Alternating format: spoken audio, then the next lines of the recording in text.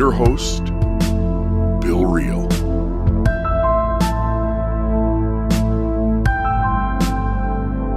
Welcome to another episode of the Almost Awakened podcast. I am one half of the host of this show, Bill Reel, and I'm Mekael Jones. There we go. So, Mekael, you said you're tired. What'd you do last night? I stayed up way too late and acted like I was a teenager. Yeah, we said this before. Just going to a party as an adult who's left a cult, you have to kind of like almost do the college years all over again for the first time, right? Like you and I didn't really do this adult thing where you hang out with cool people and have a few drinks and laugh and dance, and we just didn't do that. So here we are, we're 40 years old, and we're like really cool 22-year-olds. I think I'm cool. My body tells me I'm not. Your body it took a beating last night, right? More ways than one. Yeah, well, okay, that's gonna take an explanation. Not just the alcohol, but I'm so out of shape, and so my muscles I can barely move. Yeah, there were times I was dancing, and somebody's like, "Oh, Bill, really? Look at you're dancing, so cool!" And in my head, I'm like, "No way! I'm barely standing up. Like I can't even do dancing and drinking at the same time without almost falling over." So I had a lot to drink. I probably drank. Maybe we could talk a little bit about drinking today. So I had to drink probably like four. They're like wine cooler beers. It was like a seltzer or something with lime in it. Yeah, bitch beers. There you go. Yeah, we call those bitch beers. And I had a Mike's Hard Lemonade, a black cherry. I had a couple other things, and then there was a guy there who kept giving me shots, and so I had 3 shots last night what? too. Oh, I have no idea, but one of them was I think glazed donut vodka. Ooh. And it wasn't too bad. It didn't taste like a glazed donut, that's for sure. So I want to talk. Maybe let's do that for a minute. Just talk about drinking. How have you navigated that? And then I'd love to share maybe some of my thoughts on how I've navigated it as adults. And I started drinking when I was 12, and then I stopped at 17 when I joined the religion, and then I essentially left that religion maybe 3 years ago mentally, and started to pick up drinking again. And I don't know that you ever drank ever until you deconstructed your faith, right? Right. So talk a little bit about getting into this thing called alcohol. I was really scared at first, to be honest, because I didn't want to be one of those crazy drunk people. And so my first drink was a hot toddy that Kelty made me when I was sick. And I drank it, and I was like, oh, this isn't too bad. It didn't taste terrible. And then as I started interacting with other people and new friends and getting invited to, go out to dinner or come over to somebody's house or whatever, there were drinks there. And I still was super cautious, one, because I'd seen other people get really wasted and pass out or get sick, and I didn't want any of that. And then, so I still just overly cautious, didn't take very many drinks. And then when Kelty and I almost broke up, I got sloshed. You had. I think you remember that night, Bill. Yeah, I think you broke world records on how much you drank that night. Probably not, but it was a lot. And I didn't care, and I got really sick, and I don't remember much of the night. And so it's been this process of like trying to figure out where the line is. How many drinks can I have before I'm completely inebriated and I can't remember the night? And how many drinks can I have to where I feel really good and relaxed and having a great time? And I've even tried to see, can I not have anything to drink and go to a party and have a great time? And I can. I like both. I like not drinking anything and going to a party or interacting with people. But I also really like how alcohol makes me feel until I wake up the next morning. Yeah, we have this thing I keep saying, alcohol is not your friend. It's not. No, and it feels great that night. It puts its arm around you and it says like, let's party, let's have some fun, you and me. And you're like enjoying your friendship with alcohol, and then you get up in the morning, and then alcohol's like, "Ha bitch, I just played you." Yeah. Oh, so the same kind of thing. I mean, having started drinking at 12, I had plenty of times where I got too crazy, or I drank way too much, and I was sick and throwing up. I remember one particular time I'm at my cousin's house, and his parents were out of town. We threw a big party. So our friends are over. We had some boys and girls over that we didn't even know, and the party was just a blast. And at the end of the night, I'm gone. I cannot function. I can't even tell my body what to do. I go lay down in bed, and I tell my friends, I'm going to throw up. I'm going to throw up. And so my best friend Carlos, he brings me a trash can, and I grab the trash can with both hands, one on each side, but rather than throw up in the trash can, I then move the trash can 1 foot over to the right and then throw up on the floor. Like, that's what my brain said was the right thing to do. And so as a kid, I had those chances to kind of have too much and to kind of ruin my night a little bit. And so now doing it as an adult, I've really not had a bad night yet in terms of drinking too much. But like you're saying, when I wake up in the morning sometimes, I recognize like, oh yeah, I probably could have drank a little less and feel a little better today. You and I haven't recorded much lately. I know. What the hell, Bill? Well, I've been out of town for 2 of the weekends. So over the last month, You've been gone longer than that. Well, no. I mean, I went to Phoenix, Arizona to watch a Browns game with my dad and my brother, and then I was in Ohio with my mom passing. And so I think over the course of the last 4 weeks, maybe 5 weeks, I have been out of town for 2 of those, and then in town, I think, for 3 of them, if I'm not mistaken. But you know what? Now that I say that, I might have missed 2 Sundays with being in Ohio. Yeah, 2 with your mom, and then 1 with the Browns. And so people heard the episode. I talk about my mom's passing.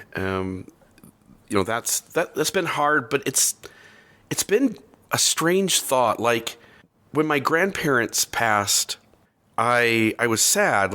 Oh, my grandma passed, or oh, my grandpa passed, and I was sad. And you kind of think like, oh, when mom or dad pass, it'll be like that. And when my mom passed, it wasn't like that. It was something different. I didn't feel like I lost a piece of me with my grandparents. Like life's going to go on, and I'm not going to be able to go see them anymore. But my life is essentially going on just as it did before they passed. And my mom's been different things to me at different time frames in my life. She was something to me when I was a kid growing up in our home. She was something else to me when I was a young adult. She was something else to me when I was an older adult. But you kind of hang on to, and there's those chimes again, you can kind of hang on to the idea that whatever my best moment was with my mom, I could hang on to kind of still being connected to that as long as she was alive. Like, we're going over there for Thanksgiving or for Christmas when we lived back in Ohio, and it was way different than when I was a kid, and yet I was able to kind of hang on to part of what it was when it was a kid. And then when she passed, Mekael, it was like you had to let go of your past. Your past was no longer in any way connected to you. Like there was a rope there, and it just got severed, and you never get to go back to it. And so from now on, from that point forward, even though it already was different, you're now extremely aware that it's different it will be different now than it was ever then. Like it's changed, and it's changed forever, and you're intimately aware of that. But most of the time I'm dealing with it pretty well. And then sometimes it's like you're in a giant hole and there's no way to get out. And even if you got out, the world doesn't look the same. I can't even imagine. I can't even imagine. So that was the one thing. And for listeners, they can go back and listen to the episode I recorded kind of to talk about that and process that. My main thing there was just I wanted people to see how ugly this dying process can be, and that we on this side of life, those of us who are almost awakened, that we can be a force for good, for speaking up and hopefully changing this world to better reflect ways that we can handle those we love who are dying. What's been going on in your life over the last month? Same old, same old. Nothing too exciting. What are you and Kels working on? What is the big thing that's kind of cramping your guys' style? Besides kids, by the way, what's the big thing cramping your guys' style right now? Yeah, Kelsey's reading a book and she's been loving it. I haven't started it yet. I think, let me see if I can find it really quick. I think it's How to Unfuck Yourself. Is that a book? I know my wife read a book titled Unfuck Yourself. I'm pulling up my Yeah, please. I'd Audible right now. love to hear what you guys are, Yeah. what she's reading and what you're about ready to read. She's reading Unfuck Yourself. I haven't read anything in a long time because my job is different right now, and so I don't have a commute that's more than like 8 minutes long, and so it's hard for me to get into a book. But I need to get back into listening or reading something. But what I'm working on is I just keep noticing, Bill, that I'm not as nice of a human being as I think I am. It's so interesting that I still somehow find ways to exclude people that are different than me, and I don't like that. I don't like that, whether that's intentional or unintentional, and oftentimes it's unintentional. But seeing that I still do that really bugs me. We're all doing it though, right? Like there are, 8 billion people on this planet, and you are excluding some. Some you can't help, right? Because they live geographically at some distance that makes it impossible to even know they exist. Right. Other people are deeply fanatical in their religion or their politics, and it doesn't interest you. Other people don't like the same activities. They prefer to listen to the music you don't, or eat the kinds of foods you don't want to be eating, and so you're just not going to be in those spaces with those people. And it's all in a way unintentional, and in a way some of it's intentional. Like we've talked about this before. We all get to pick the spaces we're in, and others will prefer to be in other kinds of spaces, and wherever it overlaps, where there's a chance to share that space, and the more similarities we have with the person next to us, the more overlap there is, the more opportunity there is to be in their space. And when that overlap is small, whatever those reasons are, then exclusion is going to naturally happen. But I get it. No one wants to be excluded, and no one wants to be seen as an excluder. And yet we're all doing it every single day. I know. And so I'm just, one, how do you be okay with it? Because I know how it feels to be on the other side, to be the one being excluded. And I hate feeling that way, but I also know that people have the right to invite or not invite and whoever they want. But at the same time, I think the intention behind it matters, if that makes sense. Like the intention behind not inviting someone, if it's out of malice or hate, then I think that matters more than if you just don't get along that great. Yeah. In fact, I came over to your house, well, how long ago was it? Maybe 3 weeks ago? And was just trying to have a conversation with you where I usually am not emotional about this kind of stuff. I'm pretty level-headed, and I kind of accept, like, however life is right now, that's just the way it is, and we deal with it. And I'd just gotten back from my mom's whole situation, and I just felt like there was some distance growing between you and I. And I came over, Amanda and I came over, and we're sitting with you and Kelsey and just having a conversation about, like, I feel this distance and I don't want it. Like, I love you and care about you. Amanda and I love you and Kelsey. We care about you. We want these relationships to thrive for decades if we can nourish them and keep them strong. And so I'm sitting with you and I'm just saying, like, hey, there's this distance and I don't know what it is, but it scares me and it hurts, and I've been pretty emotional the last few days kind of thinking about it. Because I want you in my life. And so as we sat and hashed that out, I mean, you're talking on your side of that conversation and saying, like, yeah, like there are some things going on both between us and as well as just around our environment as we share space. And those things have put some little bit of tension there, and it has caused a little bit of distance. And then there we are again trying to work on that and get rid of it and get back to where we were. But you never really can get back to where you were because it's always moving, shifting, changing. New people come into your life, old people leave your life. Like it never is the same. And so you try to recapture the magic of these relationships you have with people, and yet to some extent you can never exactly get what you had. So now you have to create something different that has the same feel or the same vibe or the same good times to it. And it's just being human is so fucking messy. It is so fucking messy. But what I love about you and Amanda, Bill, is you will have a conversation with us about things that are messy and complicated and maybe not going the best. And I think vice versa. We've had several conversations about this is what I see going on, or this is what I'm feeling, and how do we navigate this, and how do we come out on the other side still being friends and still working on our own individual shit, but how can we work on the shit that's happening within the relationship? And I love that. I love interacting with people that are willing to do that. Yeah, it really is it's the work of this side of life, is to just be honest and open and as transparent as you can. Yeah, and I think it's like part of being a grown-up. Yeah, absolutely. Is Kelsey liking the book? She's loving it.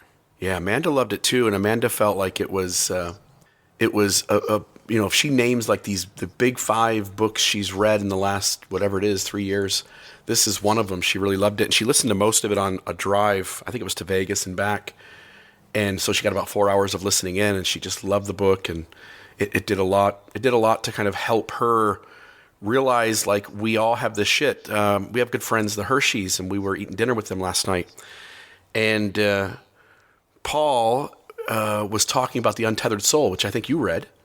I didn't. I couldn't get into it. Oh, I read gotcha. part of it. Okay, well, I know Amanda and I read it. I thought it was you that recommended it to me, but there's a conversation in there about the roommate, and the roommate is just fucking things up, and the roommate is our ego inside of us. It's that shadow, and the ego is always trying to protect itself. It's always trying to protect the way it wants relationships to be, and it doesn't let you, your healthiest self, it doesn't let you run your own life. It tries to intervene at every single turn. And we were just talking about The Untethered Soul in that book and how helpful it was to them. They both really loved it and enjoyed it. Talking to Amanda about both The Untethered Soul and Unfuck Yourself, those books were big for her. The one I'm reading right now, Mekael, and I recommend this, by the way. It seems like this is a subject we talk about a lot on this podcast, and I hope we get off into 1,000 other things and continually revisit this. But the idea of sex, I was listening to a podcast, and somebody recommended Sex at Dawn. And the book is about how sex evolved going back thousands and thousands and thousands of years to the present day, like how we developed societies with certain sexual dynamics and why they were developed that way. And then it went into lots of the primate species, the orangutans, the chimpanzees, the gorillas, the bonobos, all of these different primate families, and how they practice sexual dynamics within their own culture. And it seems strange to refer to an animal having a culture, but they do. Bonobos have sex with everybody. We always have this joke in our group, like it's us and the bonobos, and it's just making a joke about how the bonobos are the ones who have this sexual urge within them, and they actually go out and carry it out. They're having sex with all of each other, and there's no violence in this society. And I mean, no violence. There's not a single recorded instance of bonobos fighting each other or hurting each other. And there's also another, and I can't remember what the other primate species was, but they have absolute monogamy. They pick one partner and they stay with that partner forever and ever. And they also have no violence among them. And then all the rest of the primate families are, they have a partner, or like if it's the gorillas, the great apes, they have a like a harem. So the silverback gorilla has 3 or 4 or 5 females. And then all the other males who cannot challenge him, have no chance to challenge him. They're out. They're gone. They have to go find some other place. And with the gorillas, as well as some of the other chimpanzees and the orangutans, there is violence among their group. And this book just went into like what works best, what doesn't work, why in Western culture are we monogamous. Let me tell you about other cultures where they're not monogamous. And they talk about, I didn't know this existed. There are dozens of these tribes that we have good information on about how they operate. And they operate their societies so different. One that stuck out was they allow their children to, like it's just permissible in their culture for the children to have sex with each other. I don't mean children like young, but I mean like 12, 14, 16. At that age, they're essentially free to go have sex with whoever they want. And there is special places set aside where they can meet up with others and go have sex. And it's completely aside from their parents being involved. And then, Interesting. and they teach these people, they say, don't settle down. Don't find one person. And then there are other cultures where when they get married, there's a wedding ritual where the brother-in-law of the wife, I don't know how they framed it, but it was a relative comes in, and these two people lay on a mat, the people getting married, they lay on a mat like opposite each other. So one's feet is by the other one's head, and one's head by the other one's feet. And this family member comes in and lays down next to them and then tells them that they need to love each other until their last breath, but they also need to not be jealous of each other's lovers. And so there's this space in this culture that you're allowed to have extramarital relationships, but you still need to be dedicated and loyal and have integrity to this one relationship. And essentially they go through hundreds of these kinds of societies that have built their worlds different ways. And here I am in this Western ideology, and I thought inside me, like, oh, this is how the whole world does it. The whole world teaches that we're expected to be with one partner, and we're expected to do this, and we're expected to do that. And I don't want the audience to get the wrong idea. Dan Savage coined the term monogamish. Have you heard that before? I haven't. So Dan Savage talks about the word monogamish, and he essentially says, like, there's lots of ways that people can live out their lives, and one form of non-monogamy is this idea that you can have like these really soft, light relationships. You're just kind of dipping your toes in the water of non-monogamy. He used the term monogamish, and what he means by monogamish is that you're in monogamy. You are in with one partner, but there is room in your relationship with your one partner to have some forms of intimacy and connection outside of that relationship. And for some, they have the ability to go have sex with someone else every once in a while. But I like the term. I worry that like a listener is going to go like, oh my gosh, Bill Reel's sleeping with other people. And just to set the record straight, I've never, ever had sex with anyone besides my wife. I didn't even have sex before we got married with somebody else. And so, but for me, the term monogamish means, and I like it. I like the term. I'm with my wife. I'm married to her. I want to be with her until my last breath. We get along great. We fill each other in ways that I can't imagine anybody else would be able to. But I like the space to be able to connect with other people. At the party last night, I'm sitting and I'm holding hands with a person to my left and just having a beautiful conversation. And there was an intimacy there. And yet, in no way do I want to have sex with that person. And then somebody else came and sat down on my right, and I put my arm around them, and I was running my fingers through their hair and rubbing their ear a little bit and rubbing the back of their neck. And again, I don't want to have sex with that person.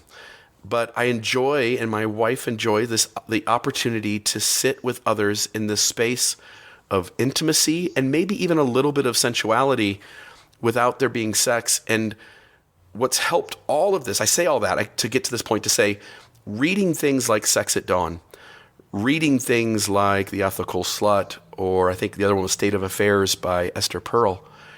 Reading those books helped me understand that the way we built this world maybe wasn't the best way in terms of individuals actually going out and being happy and fulfilled and having affirmation, that we built it this way so that groups could perpetuate, so that societies could maintain control of the masses.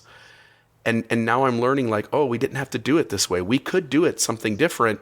And lots of places all over the world they are. It's interesting, isn't it? It is. What are your thoughts there? I'm not letting you off the hook. It is. It's interesting to me because, like you know, growing up, this construct was the only thing that I'd ever known and ever been taught. And so to see and to learn about cultures and societies that have functioned differently, it's fascinating. It makes me want to know more. And for me, it makes me start questioning my beliefs, not because I want to go out and have sex with tons of different people, but because I think it's important to understand why you believe what you believe and to make a conscious decision to continue to believe that. But I think that it's really important at the same time to keep an open mind, because your belief may not be the most correct, for lack of a better term, or the best. To see that there are other ways to function that work, I think, is pretty fascinating. Yeah, and there's so much judgment when we're stuck in a certain perspective or system to think anybody who does it differently is doing it wrong. Right. I can't pull it out of my head right now, but there was tons of data in the book about lesbian women, gay men, straight women, straight men, bisexuality. They said essentially the higher the sex drive a woman has, and again, this is the idea that we all come to be the way we are, and that the way we are is different than everyone else around us, and we also, again, have similarities and overlap. And that the higher a sex drive a female has, the more likely she has some degree of bisexuality to her. Interesting. And this went for lesbians, although lesbians operate more like heterosexual men, and this went for gay men as well, although they operate also more like heterosexual men in that they are often more polarized. So for a woman who is a lesbian, she's a little less prone to bisexuality. Like a heterosexual man is usually either gay or either heterosexual, with some room on the spectrum for a small segment of people to be somewhere in between. But for lots of women, I can't remember what the percentage was, 60% or something of women report being some degree of bisexual, having attraction towards both genders. Yeah, that does not surprise me at all. Yeah. And so the higher the sex drive, the more likely they are that a heterosexual woman also has an interest in females. And there are 1,000 evolutionary mechanisms at place. And the thing that the book was really hitting on was this idea of, look, we built society this way. We did it because it perpetuated society. It gave control to the system over the masses. But that women really are very different from men. Again, generally, I'm not saying specifically and not as a stereotype, but just generally or collectively. And women because we're going back all the way, like whoever put sperm in them and had a baby, they needed that sperm donor to hang around and help them raise the child. And so over thousands and thousands and thousands of years of it being better for the child if the dad was around and the baby survived more often, and over thousands and thousands of years of evolution, that suddenly becomes something that evolution places in our mechanisms to create that same result.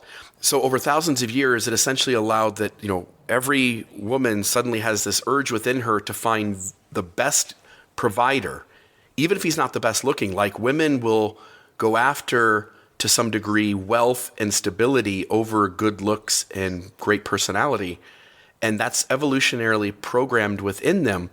Men, on the other hand, to perpetuate the species, their best bet is to just dump sperm all over the place, right? And so men have this propensity to just want to have sex everywhere and to perpetuate their species. And so here are men and women just butting heads. And it's the reason there's this tension in relationships where one side wants to be a little more adventuresome and exploratory, and the other side wants more stability and consistency.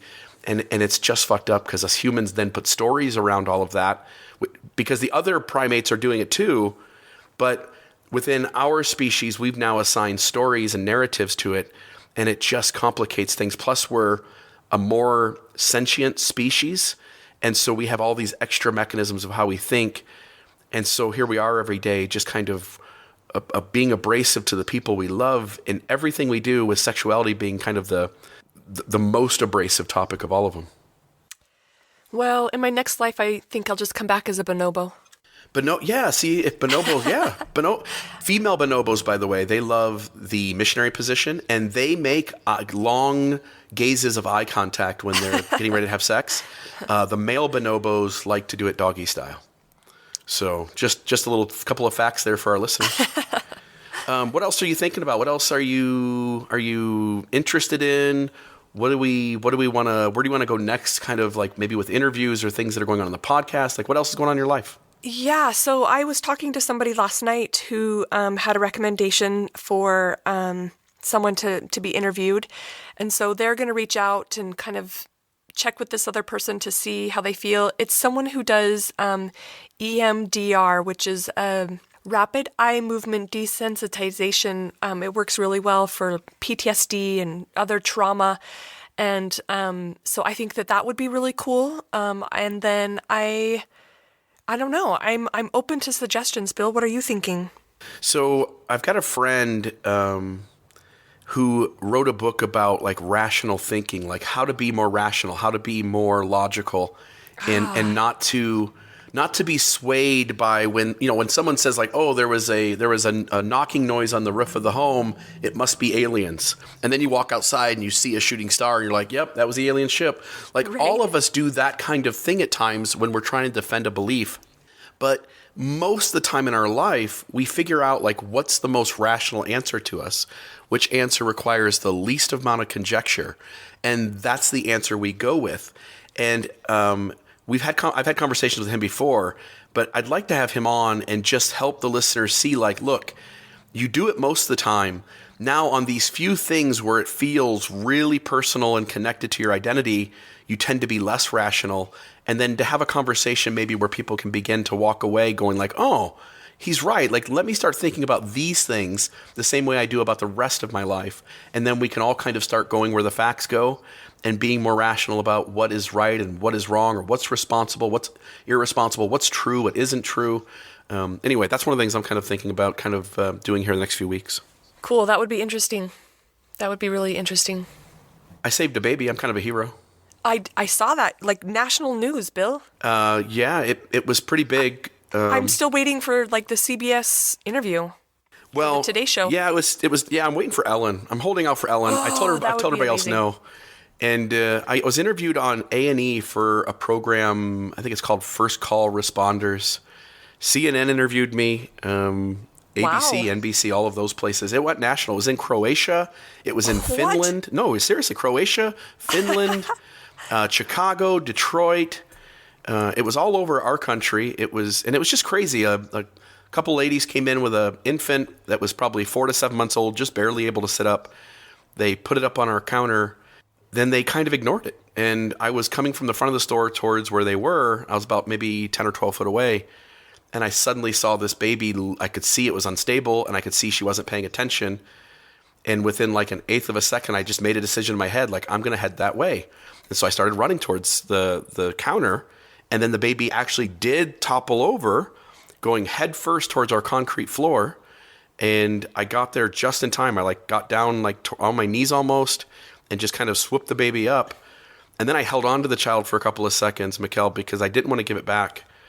And I was pretty shaken up, and I was literally in my head going like, I don't want to give you back to these people because they obviously aren't watching you closely, and I'm worried about what the rest of your life looks like. Right. But it worked out. We the baby was okay. And For now. Yeah.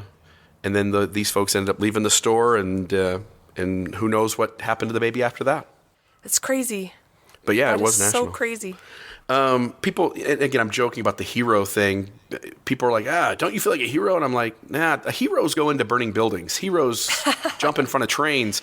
I didn't Save put babies that anything have at fallen risk. off. Yeah, I didn't put anything at risk. I think to be a hero, you have to risk something. And all I did was just run for 2 seconds. It just worked out. I got there in the right amount of time. It was certainly a cool looking video, but all of us would have done it. Some of us would have gotten there sooner. And if you get there a half a second sooner, then there's not not as even dramatic. not even a story. The kid's still on the counter. Yeah. And if you get there a half a second later, it's a whole nother kind of story. So Not a good one. just lucky to be in the right place at the right time. Anything else? What else are you thinking? I don't know. I don't have a lot in my brain right now. Yeah, and part of that I think is just due to all that we did last night. I had these things from the baby and the my mom passing and stuff like that, the book I was reading that were on my mind. But yeah, outside of those things, like life is good. I'm enjoying it. I'm having fun. I love my friends and just having a blast. So you have any ideas? So I'm going to put you in charge of next week. You have any ideas next week? Do you want to try to put this interview together?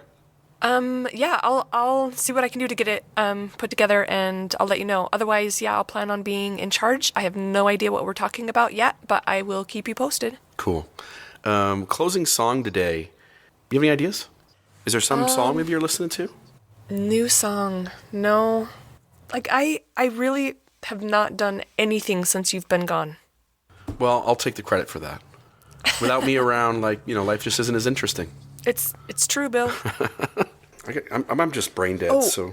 Let me see. I think I did hear one yesterday, which was super funny because I was at work and there's this gal that's like 20 and she listens to reggae, and I was like, "What? Somebody else?"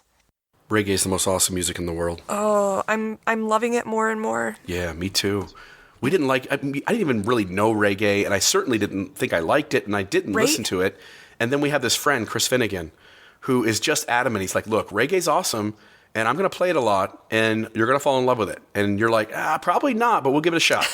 And then within like a few weeks of hanging out with him and listening to reggae music, you realize like you used to think reggae was just a bunch of marijuana users, or cannabis users, singing about their use of cannabis. And what I've come to believe is that the reggae crowd, the reggae genre collectively, they're almost awakened, and they've got it figured out how we can all be better to each other. Oh yeah, I agree.